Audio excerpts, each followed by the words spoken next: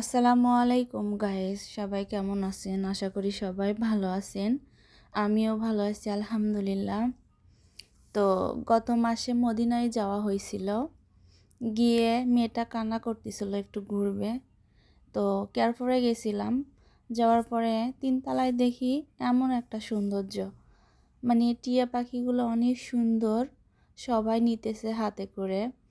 আর আমার তো ভয় লাগতেছে, কখন যেন কামড়ে দেয়, কি উড়ে আসে কামড়ই দেয়, ওই রকম ভয় লাগতেছে। মেয়ে তো বাবার কোলে বসে বসে দেখতেছে।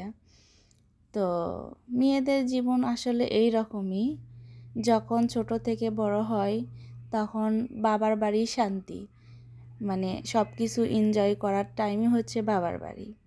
যখন স্বামীর বাড়ি যাবে তখন তো ওপর আল্লাহ পাখি জানে যে মেয়েদের ভাগ্য কীরকম, হয়তো কোথায় যাবে, কি করবে না করবে, কেমন ভাগ্য তার, একমাত্র ওপর আল্লাহ পাখি ছাড়া কেউ জানে না।